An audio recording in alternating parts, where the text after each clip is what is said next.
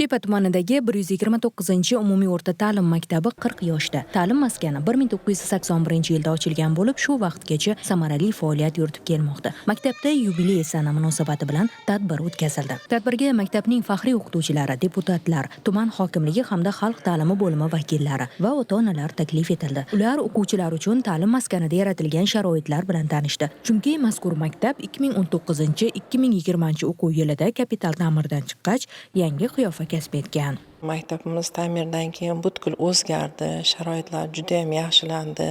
Laboratoriya xonalari jihozlangan, kutubxona, hamma sharoitlar yaratildi. O'quvchilarga hattoki Wi-Fi zonalar ham yaratib berildi, internetda bemalol ishlash uchun. Kompyuter xonalar, AKT hamma narsa bilan ta'minlanildi bolalar uchun.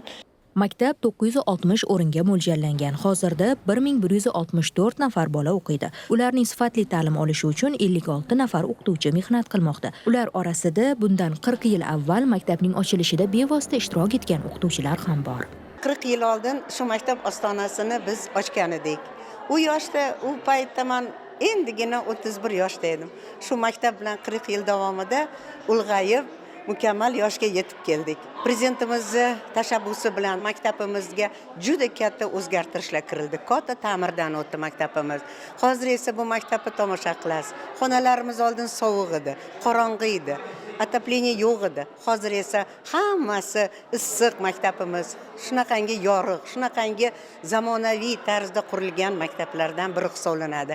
Ushbu maktab 1981-yildan 2000-yilga qadar alifbe kitobining asoschilaridan biri, O'zbekistonda xizmat ko'rsatgan o'qituvchi Oqilxon Sharofuddinov nomi bilan atalgan. Bu inson o'tgan asrning 20-yillarida o'zi ham maktab ochib, bolalarni o'qitgan. O'nlab darslik va o'quv qo'llanmalari muallifi. Maktab qoshida uning xotirasiga muzey tashkil qilingan.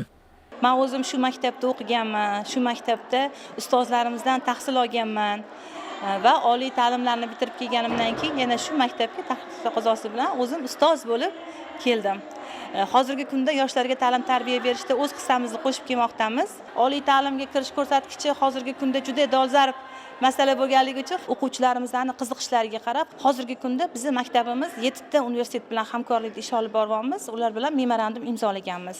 Tadbirda ta'lim sohasiga munosib hissa qo'shgan faxriy o'qituvchilar hamda samarali mehnat faoliyatini yuritib kelayotgan maktab jamoasi, shuningdek hamkor davlat idoralari xodimlariga tuman xalq ta'limining tashakkurnomalari topshirildi. O'qituvchilar hamda iste'dodli o'g'il-qizlar tayyorlagan sahna ko'rinishlari namoyish etilib, kuy-qo'shiqlar ijro etildi.